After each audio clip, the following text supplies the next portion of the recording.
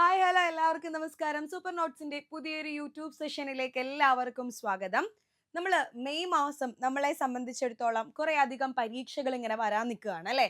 അപ്പോൾ നമ്മൾ ഇനിയുള്ള 60-70 ദിവസങ്ങൾ കൊണ്ട് നമ്മൾ പൂർത്തിയാക്കേണ്ടത് വിശാലമായ ഒരു സിലബസും അതിനനുസരിച്ച് അല്ലെ കൃത്യമായിട്ടുള്ളൊരു അടുക്കും ചിട്ടയുമുള്ള പഠനവും ഒക്കെ നമുക്ക് ഉണ്ടായിരിക്കണം. അപ്പോൾ സിലബസ് കംപ്ലീറ്റ് ചെയ്യുന്നതോടൊപ്പം തന്നെ മുൻവർഷ ചോദ്യ പേപ്പറുകളെ നമ്മൾ പരിശീലിച്ച് നോക്കുകയും അതിനനുബന്ധമായിട്ട് വരുന്ന കാര്യങ്ങളെ മനസ്സിലാക്കി വെക്കുകയും ഒക്കെ ചെയ്യണം അല്ലെ.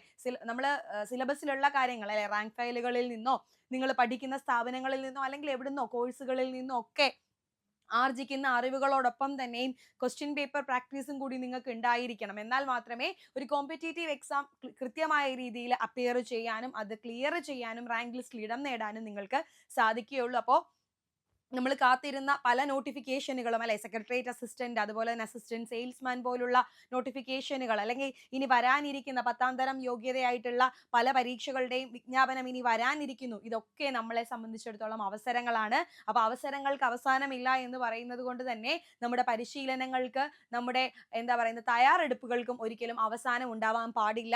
അപ്പൊ ഇന്ന് നിങ്ങൾ ഇനി വരുന്ന പരീക്ഷകൾക്ക് തയ്യാറെടുക്കാനിരിക്കുന്നവർക്ക് ലിറ്ററേച്ചറിന്റെ, സാഹിത്യത്തിന്റെ ഭാഗത്ത് നിന്നുള്ള ഒരു ടോപ്പിക്കിനെ നമ്മൾ പഠിക്കാൻ വേണ്ടിയിട്ട് പോവുകയാണ് ഈ ഒരു സെഷനിലൂടെ. കലാസാഹിത്യം, സംസ്കാരം, കായികം എന്ന് പറയുന്നത് വിവിധ PSC പരീക്ഷകൾക്കൊക്കെ തന്നെയും ഒരു ടോപ്പിക്കാണ് അല്ലെ. ഇനിയിപ്പോൾ വരാനിരിക്കുന്ന ഡിഗ്രി തല പരീക്ഷകൾക്കായിക്കോട്ടെ, +2 തല പരീക്ഷകൾക്കായിക്കോട്ടെ, ഇതിനൊക്കെ തന്നെയും എന്തുണ്ട്, കലാസാഹിത്യം, സംസ്കാരം, കായികം എന്ന് പറയുന്നൊരു ഭാഗമുണ്ട്.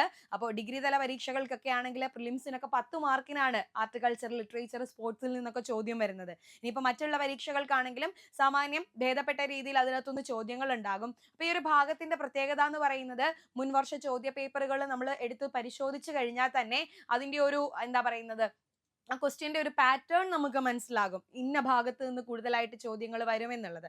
അപ്പോൾ അങ്ങനെ പരിശോധിച്ചപ്പോൾ മനസ്സിലാവുന്ന ഒരു വസ്തുതയാണ് നമുക്ക് ലിറ്ററേച്ചറിന്റെ ഭാഗത്ത് നിന്ന്, സാഹിത്യത്തിന്റെ ഭാഗത്ത് നിന്ന് ചോദിക്കുമെന്ന് ഉറപ്പുള്ള ചില ടോപ്പിക്കുകളുണ്ട്. ഉദാഹരണമാണ് തൂലികാനാമം, അപരനാമം എന്നുള്ളത്, അതേപോലെ തന്നെ കൃതികളും കഥാപാത്രങ്ങളും എന്നുള്ളത്, വരികളും എഴുത്തുകാരും എന്നുള്ളത്. അപ്പൊ ഇതൊക്കെ സ്ഥിരമായിട്ട് ചോദിക്കുന്ന ചോദ്യങ്ങളാണ് അല്ലെങ്കിൽ ടോപ്പിക്കുകളാണ്. അപ്പോൾ അതിലൊരു ടോപ്പിക്കാണ് അപരനാമങ്ങൾ എന്നുള്ളത്. അതായത് നമ്മുടെ മലയാളത്തിലെ സാഹിത്യകാരന്മാരൊക്കെ പല വിശേഷണങ്ങൾക്കും ഉടമകളാണ്. ഈ വിശേഷണങ്ങളിലൂടെയാണ് അവര് സാഹിത്യ ലോകത്ത് പ്രതിഷ്ഠ നേടിയിട്ടുള്ളത്. അപ്പോൾ അങ്ങനെയുള്ള ചില അപരനാമങ്ങളെ നമ്മൾ ഇന്നത്തെ ക്ലാസ്സിൽ മനസ്സിലാക്കാൻ പോവാണ്. അപ്പോൾ ഞാൻ ഈ ഒരു ക്ലാസ്സിൽ, ഈ ഒരു സെഷനിൽ കുറച്ച് ചോദ്യങ്ങളെ കൂടി എടുത്തിട്ടുണ്ട്. ഫ്രീക്വന്റ്ലി പല പരീക്ഷകൾക്കും ചോദിച്ചിട്ടുള്ള ചില അപരനാമങ്ങളെ കൂടി എടുത്തിട്ടുണ്ട്. അപ്പോൾ അതുകൂടി നോക്കി വേണം നമ്മൾ ഇന്നത്തെ ഒരു സെഷനിൽ പോവാനായിട്ട്. അപ്പോൾ പ്രധാനപ്പെട്ട അപരനാമങ്ങളെ കൂടി നമ്മൾ ഈ ഒരു സെഷനിൽ ഇൻക്ലൂഡ് ചെയ്യുന്നുണ്ട്. അപ്പോൾ വീഡിയോ ഫുള്ളായിട്ട് നിങ്ങൾ കാണുക. വരും പരീക്ഷകൾക്കൊക്കെ തീർച്ചയായിട്ടും നിങ്ങൾക്ക് ഉപകാരപ്രദം ആകുമെന്ന് തന്നെയാണ് കേട്ടോ. അപ്പോൾ ആദ്യത്തെ ഒരു ചോദ്യം മുൻവർഷ ചോദ്യമാണെടാ.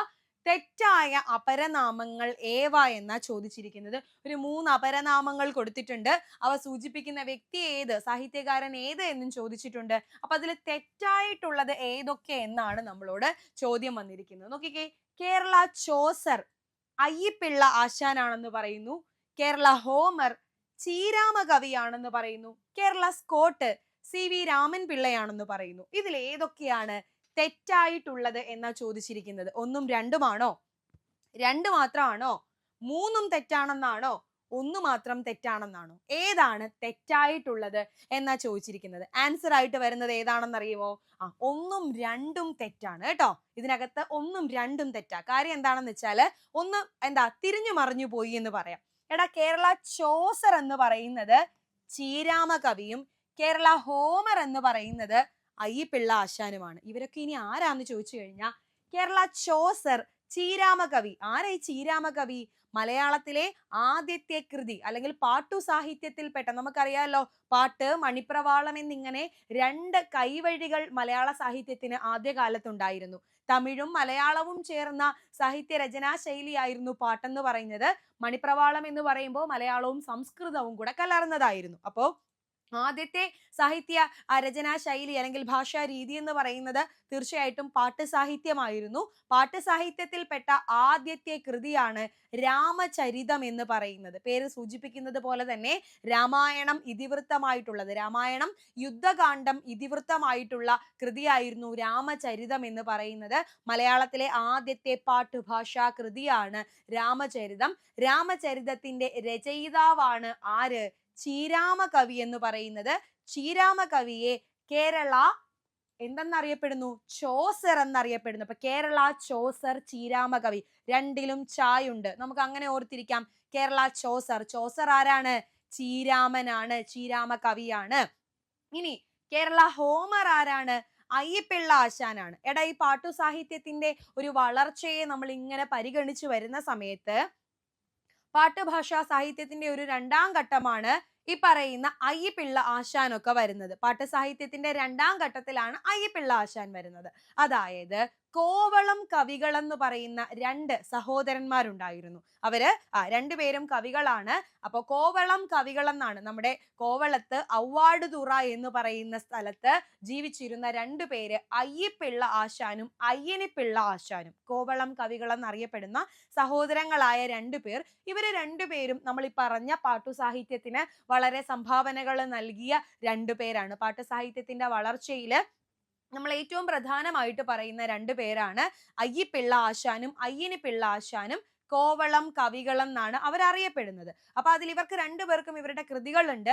അതിൽ അയ്യപ്പിള്ള ആശാൻ, നമ്മൾ ഈ ചോദ്യത്തിൽ പറഞ്ഞിരിക്കുന്ന അയ്യപ്പിള്ള ആശാന്റെ കൃതി എന്ന് പറയുന്നത് രാമകഥാപാട്ടും, ഇനി അനുജനായിട്ടുള്ള അയ്യനിപ്പിള്ള ആശാന്റെ കൃതി എന്ന് പറയുന്നത് ഭാരതം പാട്ടുമാണ് കേട്ടോ. ഇത് ഈ രാമകഥാപാട്ടിന് വളരെയധികം പ്രത്യേകതയുണ്ട്.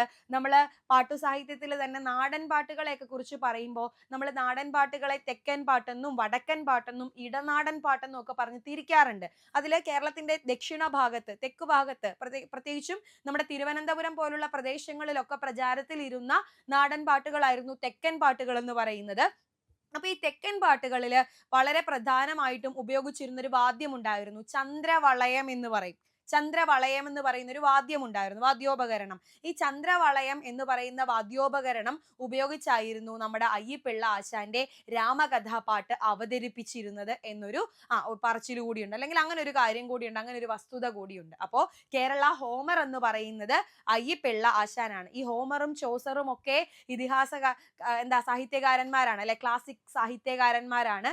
അവരുടെയൊക്കെ ഒരു രചനാശൈലി പിന്തുടർന്നത് കൊണ്ടോ അല്ലെങ്കിൽ അവർക്കൊക്കെ തുല്യമായിട്ട് അവര് പാശ്ചാത്യ സാഹിത്യത്തില് എങ്ങനെയായിരുന്നോ അതിന് തുല്യമായിട്ട് നമ്മുടെ മലയാള സാഹിത്യത്തിൽ നിന്നിരുന്നത് ഈ പറയുന്ന അയ്യപ്പിള്ള ആശാനും ചീരാമ കവിയൊക്കെ ആയിരുന്നു. അതുകൊണ്ടാണ് ഇവരെ ഇത്തരത്തിൽ നമ്മൾ അപരനാമം നൽകി വിശേഷിപ്പിച്ചിരിക്കുന്നത്. അപ്പൊ കേരള ചോസർ ചീരാമ കവിയാണ്, കേരള ഹോമർ അയ്യപ്പിള്ള ആശാനാണ്. ഹോമർ അയ്യപ്പിള്ള ആശാനും ഹോമർ ആശാൻ എന്ന് ഓർക്കുക കേട്ടോ, ഹോമർ ആശാൻ എന്ന് ഓർക്കുക. അപ്പൊ ഹോമർ അയ്യപ്പിള്ള ആശാനും കേരള ചോസർ ചീരാമ കവിയുമാണ്. ഇനി നോക്കിക്കേ, ഇനി ഒരു കാര്യം കൂടി നമ്മൾ മനസ്സിലാക്കണം. ഈ വിശേഷണങ്ങളൊക്കെ ചിലർക്കൊന്നും ഈ വിശേഷണങ്ങള് നൽകിയത് മറ്റു ചിലരാണ്. അങ്ങനെ ഒരു കാര്യം കൂടി ഓർക്കുക. ഇപ്പോ ചീരാമ കവിയെ കേരള ചോസർ എന്ന് വിളിച്ചതും അയ്യപ്പിള്ളാശനെ കേരള ഹോമർ എന്നൊക്കെ വിളിച്ചത് ആരാണെന്നറിയുവോ? നമ്മുടെ മഹാകവി ഉള്ളൂരാണ് കേട്ടോ. ആരാ വിളിച്ചത്? മഹാകവി ഉള്ളൂരാണ് ആരെ വിളിച്ചത്? അയ്യപ്പിള്ള ആശാനെ കേരള ഹോമർ എന്നും ചീരാമ കവിയെ കേരള ചോസർ എന്നും ഒക്കെ വിളിച്ചത്. അത് മറന്നു പോകരുത്. ഉള്ളൂരാണ് ഇത്തരത്തിൽ വിശേഷണങ്ങൾ ഈ പറയുന്ന കവികൾക്കൊക്കെ കൊടുത്തത്. മൂന്നാമത് നോക്കുമ്പോൾ CV രാമൻ പിള്ള, അല്ലെ, മലയാളത്തിലെ ചരിത്ര നോവലുകളുടെ അല്ലെങ്കിൽ ചരിത്ര ആഖ്യായികകളുടെ പ്രോദ്ഘാടകനാണ്, അല്ലെങ്കിൽ വക്താവാണ് CV രാമൻ പിള്ള എന്ന് പറയുന്നത്. മാർത്താണ്ഡവർമ്മ, ധർമ്മരാജ, രാമരാജ ബഹദൂർ എന്ന് പറയുന്ന മൂന്ന് നോവലുകളിലൂടെ, മൂന്ന് ചരിത്ര നോവലുകളിലൂടെ തിരുവിതാംകൂർ രാജവംശത്തിന്റെ ചരിത്രമാണ് അദ്ദേഹം പറഞ്ഞു വെക്കുന്നത്. അപ്പോ സ്കോട്ടിഷ് നോവലിസ്റ്റും കവിയും ഒക്കെ ആയിരുന്ന സർ വാൾട്ടർ സ്കോട്ടിന്റെ രചനാശൈലി പിന്തുടർന്നത് കൊണ്ടാണ് നമ്മൾ CV രാമൻ പിള്ളയെ കേരള സ്കോട്ട് എന്ന് വിളിക്കുന്നത്. CV രാമൻ പിള്ളയാണ് കേരള സ്കോട്ട്. CV സ്കോട്ട്, രണ്ടിലും സായുണ്ട്, ഓർത്തു വെക്കാൻ എളുപ്പമാണ് അല്ലെ. അപ്പോ സർ വാൾട്ടർ സ്കോട്ടിന്റെ ഐവാൻഹോ എന്ന് പറയുന്ന ഒരു കൃതിയെ മാതൃകയാക്കിയിട്ടാണ് അദ്ദേഹം മാർത്താണ്ഡവർമ്മ രചിച്ചത് എന്നും പറയപ്പെടുന്നുണ്ട്. അപ്പോ വാൾട്ടർ സ്കോട്ടിന്റെ രചനാശൈലിയെ പിന്തുടർന്നത് കൊണ്ടാണ് CV രാമൻപിള്ള കേരള സ്കോട്ട് എന്നറിയപ്പെടുന്നത്. അപ്പൊ നമ്മൾ 3 അപരനാമങ്ങൾ ഇതായി ഒറ്റ ചോദ്യത്തിൽ നിന്ന് പഠിച്ചു. ഏതൊക്കെയായിരുന്നടാ? കേരള ചോസർ ആരാണ്? ചീരാമ കവിയാണ് അല്ലെ? രാമചരിതത്തിന്റെ കർത്താവായ ചീരാമ കവിയാണ്. കേരള ഹോമർ ആരാ? കോവളം കവികളിലെ ഒരാളായ അയ്യപ്പിള്ള ആശാനാണ്. അദ്ദേഹത്തിന്റെ കൃതി ഏതാണ്? രാമകഥാപാട്ടാണ് അല്ലെ? ചന്ദ്രവളയം ഉപയോഗിച്ചുകൊണ്ട് പാടുന്ന പാട്ടാണ് രാമകഥാപാട്ട് എന്ന് പറയുന്നത്. ഇനി കേരള സ്കോട്ട് ആരാണ്? മാർത്താണ്ഡവർമ്മ പോലെയുള്ള ചരിത്രാഖ്യായികകളുടെ ചരിത്ര നോവലുകളുടെ പ്രണേതാവായിട്ടുള്ള CV രാമൻപിള്ളയാണ് ആരെന്ന് പറയുന്നത്? കേരള സ്കോട്ട് എന്ന് പറയുന്നത് നമ്മൾ പഠിച്ചു അല്ലെ? അങ്ങനെയാണെങ്കിൽ ഇതാണ്ടടാ അടുത്തൊരു ചോദ്യം കൂടെ നോക്കാം നമുക്ക്. അടുത്ത ചോദ്യം ഇതാണ്. അപരനാമം കേരള ടെന്നിസൺ. അതായത് ഒരു 4 കവികളെ നമുക്ക് കൊടുത്തിട്ടുണ്ട്. ഈ 4 കവികളിൽ ആരാണ് കേരള ടെന്നിസൺ എന്നറിയപ്പെടുന്നത് അല്ലെ? വെണ്ണിക്കുളം ഗോപാലക്കുറുപ്പാണോ? കൊടുങ്ങല്ലൂർ കുഞ്ഞിക്കുട്ടൻ തമ്പുരാനാണോ? വള്ളത്തോൾ നാരായണ മേനോനാണോ? അയ്യപ്പിള്ള ആശാനാണോ? ഇതിൽ നിന്ന് നമുക്കൊരു എലിമിനേഷൻ ടെക്നിക്ക് വേണമെങ്കിൽ പ്രയോഗിക്കാം. അതായത് നമ്മൾ മുൻപ് കണ്ട ചോദ്യത്തിൽ നിന്ന് മനസ്സിലാക്കിയ കാര്യങ്ങൾ വെച്ച് ഒരു എലിമിനേഷൻ ടെക്നിക്ക് നമുക്ക് പ്രയോഗിക്കാം. എന്തായാലും അയ്യപ്പിള്ള ആശാൻ അല്ല എന്ന് നമുക്കറിയാം അല്ലേ? പിന്നുള്ള ഈ 3 പേരിൽ നിന്ന് ആരാണ് കേരള ടെന്നിസൺ എന്ന് നമ്മൾ കണ്ടുപിടിക്കേണ്ടിയിരിക്കുന്നു. ആരായിരിക്കും കേരള ടെന്നിസൺ എന്ന് പറയുന്നത്? എടാ, കേരള ടെന്നിസൺ എന്ന് പറയുന്നത് നമ്മുടെ വള്ളത്തോൾ നാരായണ മേനോനാണ്. വള്ളത്തോൾ നാരായണ മേനോൻ നമുക്കറിയാലോ ഏത് കവിത്രയത്തിൽ? ആധുനിക കവിത്രയത്തിൽ ഉൾപ്പെടുന്ന കവിയാണ് വള്ളത്തോൾ നാരായണ മേനോൻ എന്ന് പറയുന്നത് അല്ലെ? ദേശീയ ബോധം ഇത്രത്തോളം ഉണ്ടായിരുന്നൊരു മലയാള കവി വേറെ ഉണ്ടെന്ന് നമുക്ക് തോന്നുന്നില്ല അല്ലെ? നമ്മുടെ മഹാത്മാഗാന്ധിജിയെ ഗുരുനാഥനായിട്ട് കൽപ്പിച്ചുകൊണ്ടുള്ള എൻ്റെ ഗുരുനാഥൻ അല്ലെ, സാഹിത്യമഞ്ജരി എന്ന് പറയുന്ന ഒരുപാട് ഭാഗങ്ങളുള്ള ഒരു സാഹിത്യകൃതി, അതുപോലെ തന്നെ ദേശീയ ബോധം ഉണർത്തുന്ന ഒരുപാട് കവിതകൾ വള്ളത്തോൾ നാരായണ മേനോൻ എഴുതിയിട്ടുണ്ട്. അതുകൊണ്ട് തന്നെ കേരളത്തിന്റെ ആസ്ഥാന കവി എന്ന് കൂടി ആരറിയപ്പെടുന്നുണ്ട്? വള്ളത്തോൾ നാരായണ മേനോൻ അറിയപ്പെടുന്നുണ്ട് അല്ലെ? മഹാകവിയാണ്. അപ്പോൾ വള്ളത്തോൾ നാരായണ മേനോനെ കുറിച്ച് പറയുമ്പോൾ നമ്മൾ പറഞ്ഞു കേരള ടെന്നിസൺ എന്ന് പറയുന്ന ഒരു വിശേഷണം മാത്രമല്ല അദ്ദേഹത്തിനുള്ളത്. കേരള ടെന്നിസൺ ആണ് കേരളത്തിന്റെ ആസ്ഥാന കവിയാണ്. അതുപോലെ തന്നെ ബധിര കവിയാണ്. അദ്ദേഹത്തിന് ബധിരനാണ് എന്നൊരു വസ്തുത പറയുന്നുണ്ട്. അപ്പൊ ബധിര കവിയാണ് ആരെന്ന് പറയുന്നത്? വള്ളത്തോൾ നാരായണ മേനോൻ എന്ന് പറയുന്നത്. പിന്നെയോ കേരള വാൽമീകിയാണ്. അതായത് വാൽമീകി രാമായണത്തെ മലയാളത്തിലേക്ക് തർജ്ജമ ചെയ്തത് കൊണ്ട്, പരിഭാഷപ്പെടുത്തിയത് കൊണ്ട് കേരള വാൽമീകി എന്നുകൂടി ആരെ അറിയപ്പെടുന്നുണ്ട്? നമ്മുടെ വള്ളത്തോൾ നാരായണ മേനോനെ അറിയപ്പെടുന്നുണ്ട്. പിന്നെയോ കേരള ടാഗോർ എന്നറിയപ്പെടുന്നുണ്ട്. അതേപോലെ തന്നെ കേരള പൂങ്കുയിൽ എന്നും അറിയപ്പെടുന്നുണ്ട് അല്ലെ? എന്തൊക്കെ പേരുകളാണ്! അപ്പോ ശബ്ദസുന്ദരനാണ് ആരെന്ന് പറയുന്നത്? നമ്മുടെ വള്ളത്തോൾ എന്ന് പറയുന്നത്. അതുപോലെ തന്നെയും കേരള പൂങ്കുയിലാണെന്ന് പറയുന്നുണ്ട്. കേരള ടാഗോർ ആണ്, കേരള ടെന്നിസൺ ആണ്, കേരള വാൽമീകിയാണ്, ആസ്ഥാന കവി അല്ലെ, കേരളത്തിന്റെ ആസ്ഥാന കവിയാണ്, ബധിര കവിയാണ്, ഈ പറയുന്ന മഹാകവിയാണ്. അപ്പൊ ഒരു കാര്യം കൂടെ ആലോചിച്ചോണം. വള്ളത്തോളിന്റെ മഹാകാവ്യം എന്ന് പറയുന്നത് ഏതാണെന്നറിയാമോ?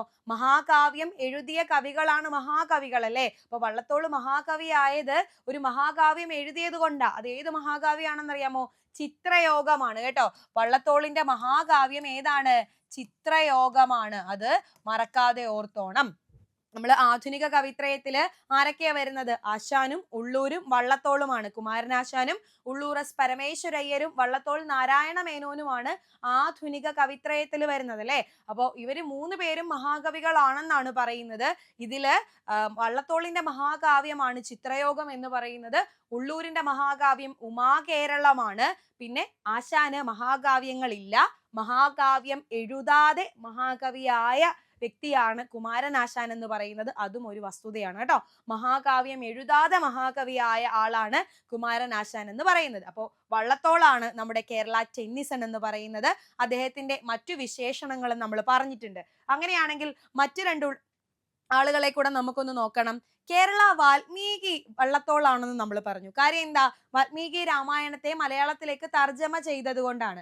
അങ്ങനെയാണെങ്കിൽ നമ്മൾ വാൽമീകി രാമായണത്തെ പറയുമ്പോൾ നമ്മൾ പറയുന്ന ഒരു ഇതിഹാസം കൂടി ഉണ്ടല്ലേ? എന്ത്? വ്യാസഭാരതം അല്ലെ? വ്യാസവിരചിതമായ മഹാഭാരതവും നമ്മുടെ ഭാരതീയ ഇതിഹാസമാണ് അല്ലെ? ഈ ഭാരതത്തെ, വ്യാസന്റെ മഹാഭാരതത്തെ മലയാളത്തിലേക്ക് പരിഭാഷപ്പെടുത്തിയ ഒരാളുണ്ട്. ആരെന്നറിയുവോ? നമ്മുടെ കൊടുങ്ങല്ലൂർ കുഞ്ഞിക്കുട്ടൻ തമ്പുരാൻ. അതുകൊണ്ട് അദ്ദേഹത്തെ അറിയപ്പെടുന്ന പേരാണ് കേരള വ്യാസൻ എന്ന്. എന്തെന്നറിയപ്പെടുന്നു? കേരള വ്യാസൻ എന്നറിയപ്പെടുന്നു. ആരെ?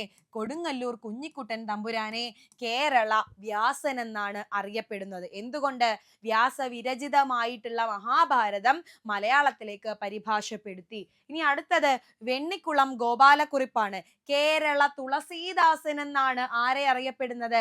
വെണ്ണിക്കുളം ഗോപാലക്കുറിപ്പിനെ അറിയപ്പെടുന്നത് കേരള തുളസീദാസൻ. അതായത് ഭക്തിപ്രസ്ഥാനത്തിൽപ്പെട്ട കവിയായിട്ടുള്ള തുളസീദാസ്, ഒരു ഉത്തരേന്ത്യൻ കവിയായ തുളസീദാസ രാമായണം, തുളസീദാസന്റെ തുളസീദാസ രാമായണത്തെ മലയാളത്തിലേക്ക് പരിഭാഷപ്പെടുത്തിയത് നമ്മുടെ വെണ്ണിക്കുളം ഗോപാലക്കുറിപ്പാണ്. അതുകൊണ്ട് തന്നെ അദ്ദേഹത്തെ കേരള തുളസീദാസ് എന്നറിയപ്പെടുന്നുണ്ട് അല്ലെ. അപ്പോ കേരള തുളസീദാസ് ആണ് ആരെന്ന് പറയുന്നത്? നമ്മുടെ വെണ്ണിക്കുളം ഗോപാലക്കുറുപ്പ്. ഓക്കെ, അപ്പൊ നമ്മൾ ഇവിടെ ആരെയൊക്കെ പഠിച്ചു? നമ്മൾ അയ്യപ്പിള്ള ആശാൻ കേരള ഹോമർ ആണെന്ന് ഓൾറെഡി നമ്മൾ പറഞ്ഞു. വള്ളത്തോള് കേരള ടെന്നിസൺ ആണ്. കേരള വാൽമീകിയാണ്. കേരള പൂങ്കുയിലാണ്. ശബ്ദസുന്ദരനാണ്. കേരളത്തിന്റെ ആസ്ഥാന കവിയാണ്. ബധിര കവിയാണ്. മഹാകവിയാണ്. ചിത്രയോഗമാണ് അദ്ദേഹത്തിന്റെ മഹാകാവ്യം എന്ന് പറയുന്നത്. ഇനിയോ കൊടുങ്ങല്ലൂർ കുഞ്ഞിക്കുട്ടൻ തമ്പുരാൻ എന്ന് പറയുന്നത് കേരള വ്യാസനാണ്. വെണ്ണിക്കുളം ഗോപാലക്കുറുപ്പ് എന്ന് പറയുന്നത് കേരള തുളസീദാസുമാണ്. ഇത്രയും കാര്യങ്ങൾ നമ്മൾ മനസ്സിലാക്കിയില്ല. അപ്പൊ ഒറ്റ ചോദ്യത്തിൽ നിന്ന് ഒരുപാട് കാര്യങ്ങൾ നമ്മൾ മനസ്സിലാക്കിയിട്ടുണ്ട്. എന്നാൽ അടുത്തൊരു ചോദ്യം കൂടെ നമുക്ക് നോക്കാം. ഇവിടെ ചോദിച്ചിരിക്കുന്നത് ശരിയായ അപരനാമങ്ങൾ ഏതൊക്കെയാണെന്നാണ്. ഇതൊക്കെ PSCയുടെ മുൻവർഷ ചോദ്യങ്ങളാണ് എന്ന കാര്യം നിങ്ങൾ മറന്നു പോകരുത് കേട്ടോ. അപ്പൊ ശരിയായ അപരനാമങ്ങൾ ഏതൊക്കെ എന്നാണ് ചോദ്യം വന്നിരിക്കുന്നത്. കേരള കാളിദാസൻ കൊടുങ്ങല്ലൂർ കുഞ്ഞിക്കുട്ടൻ തമ്പുരാനാണെന്ന് പറയുന്നു. കേരള വാൽമീകി കേരള വർമ്മ വലിയ കോയി തമ്പുരാനാണെന്ന് പറയുന്നു. കേരള പാണിനി AR രാജരാജവർമ്മയാണെന്നും പറയുന്നു. ഇതിൽ ഏതൊക്കെയാണ് ശരിയായിട്ടുള്ള അപരനാമങ്ങൾ അല്ലെ? ശരിയായ അപരനാമങ്ങൾ ഏതൊക്കെ എന്നാണ് ചോദിക്കുന്നത്. ഏതൊക്കെയാണ് ശരിയായ അപരനാമം എന്ന് പറയുന്നത്?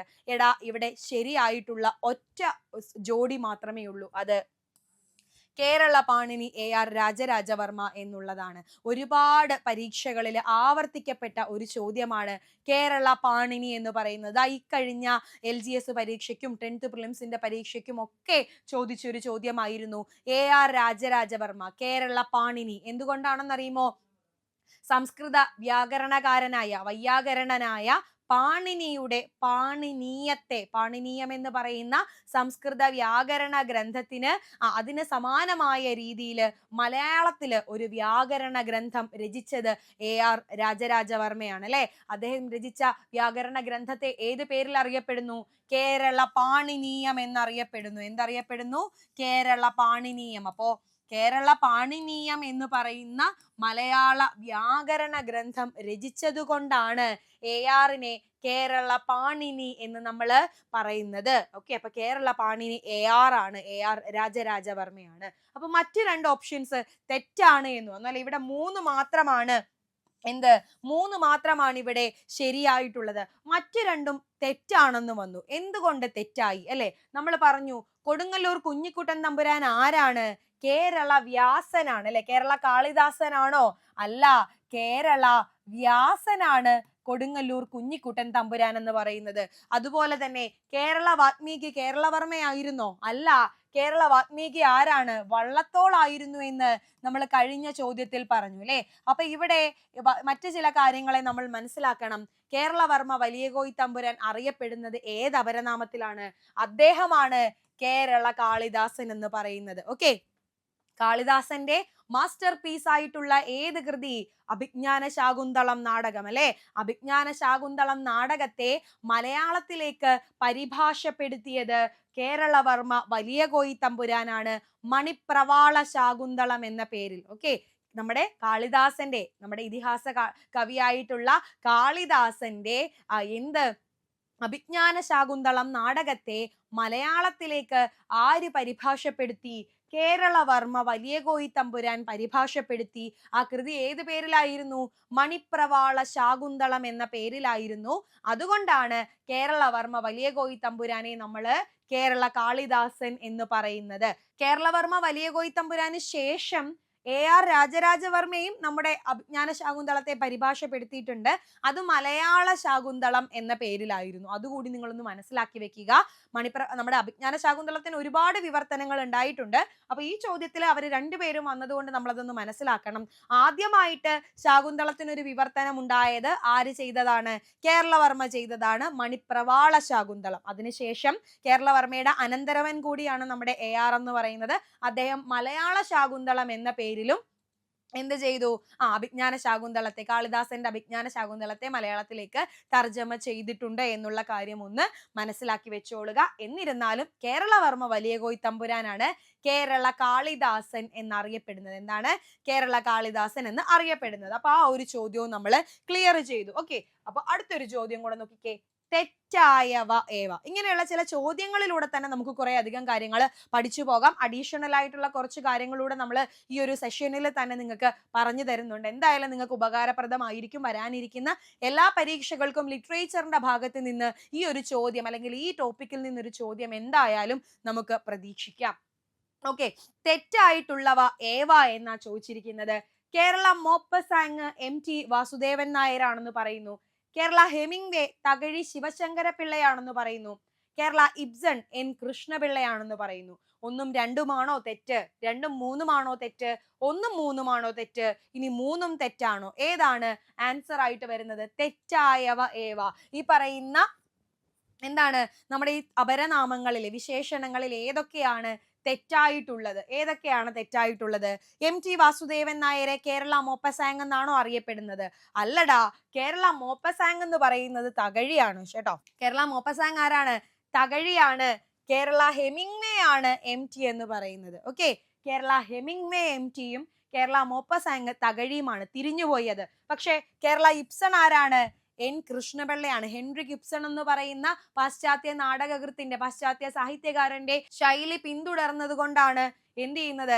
N കൃഷ്ണപിള്ള അല്ലെ, ഭഗ്നഭവനം, കന്യക പോലെയുള്ള നിരവധി നാടകങ്ങളുടെ കർത്താവ് അല്ലെ, നാടകങ്ങളുടെ കർത്താവായ N കൃഷ്ണപിള്ളയാണ് എന്തെന്നറിയപ്പെടുന്നത്? കേരള ഇബ്സൺ എന്നറിയപ്പെടുന്നത്. കേരള ഇബ്സൺ N കൃഷ്ണപിള്ളയാണ്. ഓക്കെ, കേരള ഹെമിംഗ്വേ ആരാണ്? MT വാസുദേവൻ നായരാണ്. കേരള മോപ്പസാങ് തകഴിയാണ്. ഓക്കെ, കേരള മോപ്പസാങ് തകഴിയാണ്. അതുപോലെ തന്നെ ഇവരുടെ കൂടെ ഓർത്തിരിക്കേണ്ടതാണ് മലയാളത്തിലെ ജോൺ ഗന്ധർ എന്ന് പറയും. മലയാളത്തിലെ ജോൺ ഗന്ധർ എന്ന് പറയും. മലയാളത്തിലെ ജോൺ ഗന്ധർ ആരാണെന്നറിയാമോ? മലയാളത്തിലെ ജോൺ ഗന്ധർ ആണ് നമ്മുടെ സഞ്ചാര സാഹിത്യകാരനായിട്ടുള്ള, മലയാളത്തിലെ ജോൺ ഗന്ധർ ആണ് സഞ്ചാര സാഹിത്യകാരനായിട്ടുള്ള ആര്? SK പൊറ്റക്കാട്. ആരാണ്?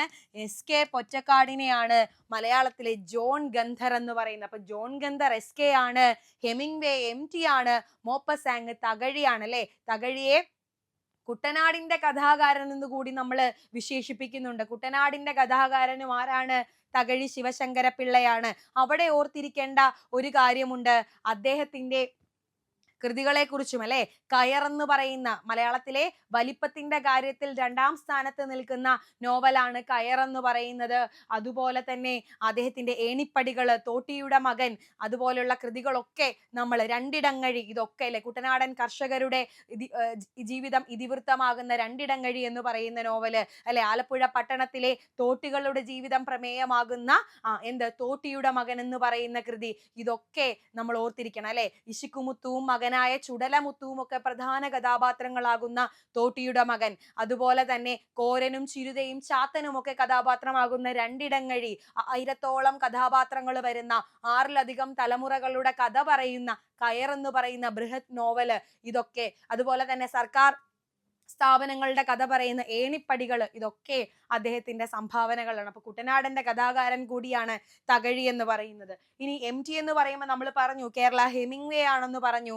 അദ്ദേഹം നിളയുടെ കഥാകാരൻ അല്ലെ. സമീപകാലത്ത് നമ്മുടെ മലയാളികൾക്ക് അല്ലെ, മലയാള സാഹിത്യത്തിനും മലയാള സംസ്കാരത്തിനും നമ്മൾ മലയാളികൾക്കൊട്ടാകെ നഷ്ടപ്പെട്ടു പോയ ഒരു വ്യക്തിത്വമാണ് MT വാസുദേവൻ നായർ എന്ന് പറയുന്നത് അല്ലെ. ജ്ഞാനപീഠ ജേതാവാണ്. ഇവരൊക്കെ തകഴിയും MTയും ഈ പറയുന്ന SKയും ഒക്കെ ജ്ഞാനപീഠ പുരസ്കാര ജേതാക്കൾ കൂടിയാണെന്ന് മറന്നു പോകരുത്. അപ്പോൾ MT വാസുദേവൻ നായർ നിളയുടെ കഥാകാരനാണ് എന്നുള്ളത് മറക്കരുത്. നാലുകെട്ടിന്റെ കഥാകാരനാണെന്നുള്ളത് മറക്കരുത്. നാലുകെട്ട് എന്ന് പറയുന്ന ആദ്യത്തെ നോവലിലൂടെ തന്നെ കേരള സാഹിത്യ അക്കാദമി പുരസ്കാരം നേടിയ വ്യക്തിയാണ് MT എന്ന് പറയുന്നത്. നമ്മള് എല്ലാ മാതൃഭാഷാ ദിനത്തിനും പറയുന്ന കേരള ഭാഷാ പ്രതിജ്ഞ അല്ലെ, മലയാള ഭാഷാ പ്രതിജ്ഞ എന്ന് പറയുന്നത് MTയുടെ തൂലികയിൽ നിന്ന് വാർന്നു വീണതാണ് എന്ന് മറക്കരുത്. അദ്ദേഹത്തിന്റെ മരണാനന്തര ബഹുമതിയായിട്ട് അദ്ദേഹത്തിന് പത്മ പുരസ്കാരം ലഭിച്ചിട്ടുണ്ട് എന്നുള്ളത് നമ്മൾ മറക്കരുത്. അപ്പൊ അതൊക്കെ നിങ്ങളുടെ മനസ്സിലുണ്ടാവണം. വരുന്ന പരീക്ഷകൾക്കൊക്കെ ചോദ്യമാകാൻ, MT ഒക്കെ ഒരു സ്ഥിരം ചോദ്യമാകാൻ അല്ല, ഒരു കറണ്ട് അഫെയറിന്റെ ഭാഗത്തു നിന്നുള്ള ചോദ്യമായിട്ട് പോലും MT ഒക്കെ ഇനി വരാൻ സാധ്യതയുള്ളതാണ് എന്ന് മറന്നു പോകരുത് കേട്ടോ. അപ്പൊ നോക്കിക്കേ, ഇനി അടുത്ത, അപ്പൊ ഇവിടുത്തെ ചോദ്യത്തിന് തെറ്റായിട്ടുള്ളവ ഏതായിരുന്നു? 1ഉം 2ഉം ആയിരുന്നു ഇവിടെ തെറ്റായിട്ട് വന്നിട്ടുള്ളത്. നമ്മൾ അതിന്റെ ഡീറ്റെയിൽഡ് ആയിട്ടുള്ള കാര്യങ്ങൾ പറഞ്ഞു. അങ്ങനെയാണെങ്കിൽ അടുത്തത് നോക്കാം. ബോധത്തിന്റെ കവി എന്നറിയപ്പെടുന്ന സാഹിത്യകാരൻ ആരാണെന്നാ ചോദിക്കുന്നത്. മൃത്യുബോധത്തിന്റെ കവി എന്നറിയപ്പെടുന്നത് G ശങ്കരക്കുറുപ്പാണോ, വൈലോപ്പിള്ളിയാണോ, വള്ളത്തോളാണോ, ചെറുശ്ശേരിയാണോ? ആരാണ് മൃത്യുബോധത്തിന്റെ കവി? ആരാണ് മൃത്യുബോധത്തിന്റെ കവി എന്നാ ചോദിച്ചിരിക്കുന്നത്? മൃത്യുബോധത്തിന്റെ കവി G ശങ്കരക്കുറുപ്പാണ് അല്ലെ. എന്താണ്? G ശങ്കരക്കുറുപ്പ് അല്ലെ. G ശങ്കരക്കുറുപ്പ് ജ്ഞാനപീഠ പുരസ്കാരം ആദ്യമായിട്ട് ലഭിച്ച, ഇന്ത്യയിൽ തന്നെ ആദ്യമായി ജ്ഞാനപീഠ പുരസ്കാരം ലഭിച്ചതും മലയാളത്തിലും, ഇന്ത്യയിൽ തന്നെ മലയാളത്തിലും ഒക്കെ ആദ്യമായിട്ട് ജ്ഞാനപീഠം ലഭിച്ചത് G ശങ്കരക്കുറുപ്പിനാണ്. അദ്ദേഹത്തിന്റെ ഓടക്കുഴൽ എന്ന് പറയുന്ന കൃതിക്കായിരുന്നു അന്ന് ലഭിച്ചിട്ടുണ്ടായിരുന്നത്. അദ്ദേഹത്തിന് ജ്ഞാനപീഠ പുരസ്കാരം ഓടക്കുഴൽ എന്ന് പറയുന്ന കൃതിക്ക് ലഭിച്ചതിന്റെ സ്മരണാർത്ഥമാണ് നമ്മൾ ഓടക്കുഴൽ പുരസ്കാരം മലയാളത്തിലെ ഏറ്റവും മികച്ച കൃതിക്ക് നൽകി വരുന്നത് എന്നുള്ള കാര്യങ്ങളൊക്കെ ഓർത്തു വെക്കുക. അപ്പൊ G ശങ്കരക്കുറുപ്പിനെയാണ് മൃത്യുബോധത്തിന്റെ കവിയെന്നും ദാർശനികനായ കവിയെന്നും മിസ്റ്റിക് കവിയെന്നും ഒക്കെ നമ്മൾ വിളിക്കുന്നത്. എന്തൊക്കെയാ അദ്ദേഹത്തിന്റെ വിശേഷണങ്ങൾ?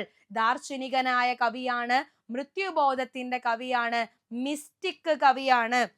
സൂര്യകാന്തിയും പെരുന്തച്ഛനും ഒക്കെ അദ്ദേഹത്തിന്റെ തൂലികയിൽ നിന്ന് വാർന്നു വീണിട്ടുള്ളതാണ് എന്നുള്ള കാര്യം മറക്കരുത്. പിന്നെ വൈലോപ്പിള്ളി അല്ലെ. വൈലോപ്പിള്ളി ഊഞ്ഞാലിൽ എന്ന് പറയുന്ന മനോഹരമായ കവിതയുടെ വക്താവാണ് വൈലോപ്പിള്ളി. കന്നിക്കൊയ്ത്തും മകരക്കൊയ്ത്തും ശ്രീരേഖയും ഒക്കെ അദ്ദേഹത്തിന്റെ തൂലികയിലെ എന്താ പറയുന്നത് അത്ഭുതങ്ങൾ തന്നെയാണെന്ന് നമുക്ക് പറയാനായിട്ട് സാധിക്കും. വള്ളത്തോളിന്റെ കാര്യം നമ്മൾ ഓൾറെഡി പറഞ്ഞു. ഇനി അടുത്തത് ചെറുശ്ശേരിയാണ് അല്ലെ. പ്രാചീന കവിത്രയത്തിൽ ഉൾപ്പെട്ട വ്യക്തിയാണ്. നമ്മുടെ ആശാനും ഉള്ളൂരും വള്ളത്തോളും ആധുനിക കവിത്രയം എന്ന് പറയുന്ന പദവി അലങ്കരിക്കുമ്പോൾ ചെറുശ്ശേരിയും കുഞ്ചൻ നമ്പ്യാരും എഴുത്തച്ഛനുമാണ് പ്രാചീന കവിത്രയം എന്ന് പറയുന്നത് അല്ലെ. അപ്പൊ ചെറുശ്ശേരിയുടെ കാലഘട്ടം എന്ന് പറയുന്നത് 15ാം നൂറ്റാണ്ടാണ് എന്നുള്ള കാര്യം നിങ്ങൾ ഒന്ന് ഓർത്ത് വെക്കുക. കൃഷ്ണഗാഥ അല്ലെ. മലയാളത്തിൽ ഗാഥാ പ്രസ്ഥാനത്തിന് തുടക്കം കുറിച്ച കൃതി കൂടിയാണ് കൃഷ്ണഗാഥ എന്ന് പറയുന്നത്. ശ്രീകൃഷ്ണന്റെ ജനനം മുതൽ സ്വർഗാരോഹണം വരെയുള്ള കഥ ഇതിവൃത്തമാക്കിയിട്ടാണ് ചെറുശ്ശേരി കൃഷ്ണഗാഥ രചിച്ചിട്ടുള്ളത്. ഉപമ അലങ്കാരം അല്ലെ. ഉപമ നല്ലോണം പ്രയോഗിച്ചു. ഉപമയും ഉൽപ്രേക്ഷ്യയും ഒക്കെ ധാരാളം പ്രയോഗിക്കപ്പെട്ട കാവ്യമാണ് കൃഷ്ണഗാഥ എന്ന് പറയുന്നത്. അപ്പോ കൃഷ്ണഗാഥ രചിച്ച ചെറുശ്ശേരിയെ നമ്മൾ ഋതുക്കളുടെ കവി എന്നാണ് പറയുന്നത്. എന്താണ്? ഋതുക്കളുടെ കവിയാണ് ചെറുശ്ശേരി എന്ന് പറയുന്നത്. എന്താണ്? ഋതുക്കളുടെ കവിയാണ്. ഓക്കെ, ഋതുക്കളുടെ കവി ചെറുശ്ശേരിയാണ്. മൃത്യുബോധത്തിന്റെ കവി ശങ്കരക്കുറുപ്പാണ്. നമ്മൾ വള്ളത്തോളിനെ പറ്റി ഓൾറെഡി നമ്മൾ പറഞ്ഞല്ലേ, കേരളത്തിന്റെ ആസ്ഥാന കവിയും ശബ്ദസുന്ദരനായ കവിയും ഒക്കെയാണെന്ന് പറഞ്ഞു. ഇനി നമ്മൾ കഴിഞ്ഞ ചോദ്യത്തില് നിളയുടെ കഥാകാരൻ MT ആണെന്ന് പറഞ്ഞിരുന്നു. അങ്ങനെയാണെങ്കിൽ നിളയുടെ കവി എന്നുള്ള വിശേഷണം നേടിയ ഒരാൾ കൂടിയുണ്ട്. നിളയുടെ കഥാകാരൻ MT ആകുമ്പോൾ നിളയുടെ കവി P കുഞ്ഞിരാമൻ നായരാണ്. ആരാണ്? നിളയുടെ കവി P കുഞ്ഞിരാമൻ നായരാണ്. P കുഞ്ഞിരാമൻ നായർ, P എന്നും നമ്മൾ വിളിക്കുന്ന P കുഞ്ഞിരാമൻ നായരാണ് നിളയുടെ കവി എന്ന് പറയുന്നത്. അപ്പോൾ ഈ വക കാര്യങ്ങൾ ഓർത്തു വെക്കുക. അങ്ങനെയാണെങ്കിൽ അടുത്തത് നോക്കാം നമുക്ക്. നമ്മുടെ അവസാനത്തെ ചോദ്യമാണ്. ഈ ചോദ്യം കൂടെ പറഞ്ഞു കഴിഞ്ഞതിന് ശേഷം വേണം നമ്മൾക്ക് ഈ പറഞ്ഞ കാര്യങ്ങൾ ഒന്നുകൂടി ഒന്ന് ക്രോഡീകരിച്ച് പറയാനായിട്ട്. ശരിയായ ജോഡി കണ്ടെത്തുക. CV Raman Pillai, Walter Scott, MT Vasudevan Nair, Hemingway, ONV Kurup, Alexander Pushkin, Vallathol, mark Twain. ഇതിനകത്ത് ശരിയായ ജോഡി കണ്ടെത്താനാണ് പറഞ്ഞിരിക്കുന്നത്. അപ്പോൾ ഇതിലെ ശരിയായ ജോഡി ഏതൊക്കെയാണെന്ന് ചോദിച്ചാൽ CV Raman Pillai, Walter Scott, അല്ലെ ഇവരുടെ അപരനാമം ഡയറക്റ്റ് ചോദിക്കുന്നതിന് പകരം ഏത് സാഹിത്യകാരന്മാരുമായിട്ടാണ് ഇവർ ബന്ധപ്പെട്ടിരിക്കുന്നത് എന്നാ ചോദ്യം വന്ന അത്തരത്തിലേക്കൊക്കെ നമ്മുടെ PSC മാറി അല്ലെ.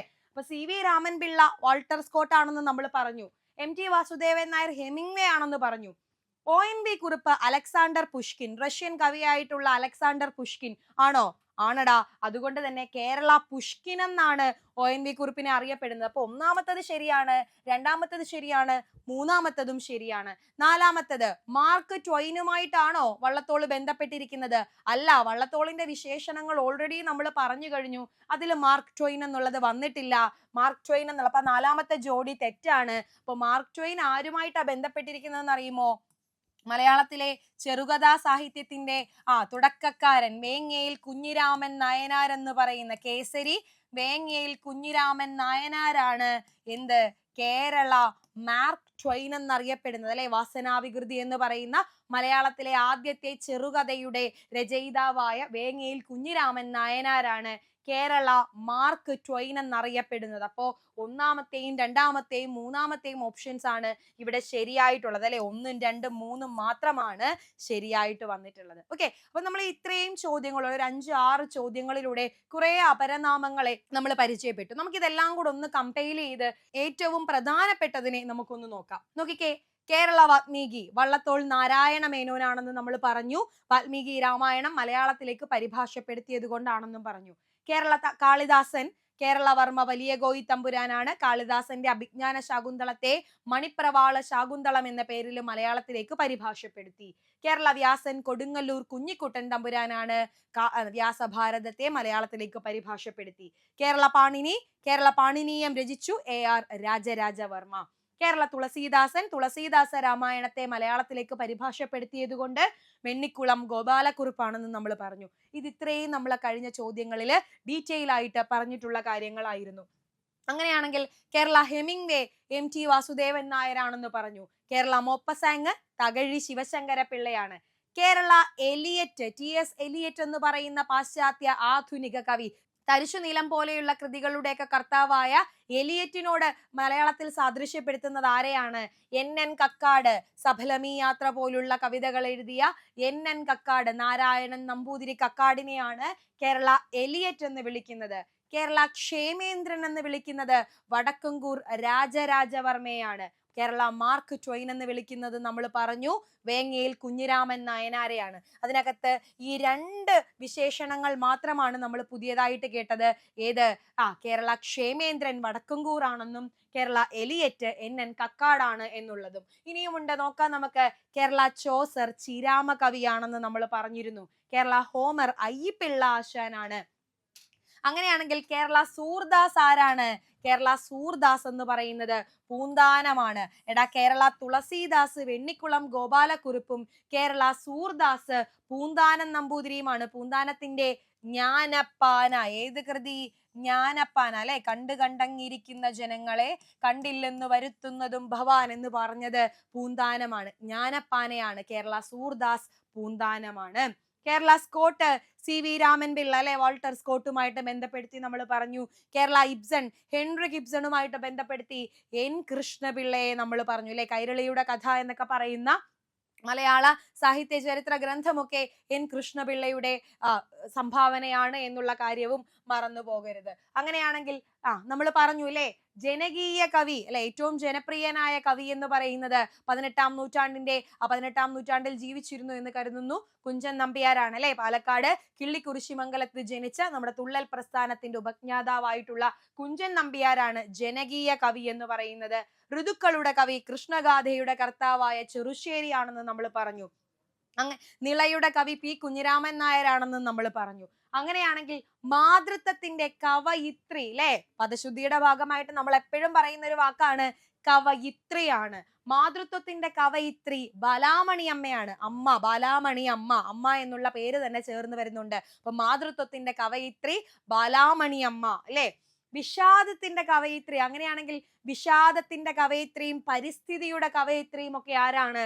സുഗതകുമാരി ടീച്ചറാണ് അല്ലെ. സുഗതകുമാരി ടീച്ചറാണ്. നമുക്ക് അടുത്ത കാലത്ത് മലയാള സാഹിത്യത്തിന് നഷ്ടമായ മറ്റൊരു വ്യക്തിത്വമാണ് സുഗതകുമാരി ടീച്ചർ എന്ന് പറയുന്നത്. അപ്പൊ സുഗതകുമാരിയാണ് വിഷാദത്തിന്റെയും പരിസ്ഥിതിയുടെയും ഒക്കെ കവയിത്രി എന്ന് പറയുന്നത്. അങ്ങനെയാണെങ്കിൽ നമ്മൾ പറഞ്ഞു കറുത്ത ചിരിയുടെ കവി എന്ന് പറയുന്നത് അയ്യപ്പ പണിക്കരാണ് അല്ലെ. കാടവിട മക്കളെ, മേടവിട മക്കളെ, കാട്ടുപുൽ തകിടിയുടെ വേരവിട മക്കളെ എന്നൊക്കെ പറയുന്നത് അയ്യപ്പ പണിക്കരുടെ കവിതകളാണ്. അപ്പോ കറുത്ത ചിരിയുടെ കവിയാണ് അയ്യപ്പ പണിക്കർ എന്ന് പറയുന്നത്. അങ്ങനെയാണെങ്കിൽ ശക്തിയുടെ കവി ഇടശ്ശേരിയാണ് അല്ലെ. ശക്തിയോടിടിക്കുന്നു എന്ന് നമുക്ക് ഓർത്തിരിക്കാം. ശക്തിയുടെ കവി ഇടശ്ശേരി ഗോവിന്ദൻ നായരാണ് എന്നുള്ള കാര്യവും മറന്നു പോവണ്ട അല്ലെ. അപ്പോ ജനകീയ കവിയാണ് കുഞ്ചൻ നമ്പ്യാര്, ഋതുക്കളുടെ കവി ചെറുശ്ശേരിയാണ്, മാതൃത്വത്തിന്റെ കവയിത്രി ബാലാമണി അമ്മയാണ്, വിഷാദത്തിന്റെ കവയിത്രി സുഗതകുമാരിയാണ്, കറുത്ത ചിരിയുടെ കവി അയ്യപ്പ പണിക്കരും ശക്തിയുടെ കവി ഇടശ്ശേരിയുമാണ്. നിളയുടെ കവി ആരായിരുന്നു? പി കുഞ്ഞിരാമൻ നായരായിരുന്നു. ഓർത്തു വെച്ചോണം കേട്ടോ. അങ്ങനെയാണെങ്കിൽ തൊഴിലാളി കവി, അതുകൂടി നിങ്ങളൊന്ന് ഓർത്തിരിക്കണം.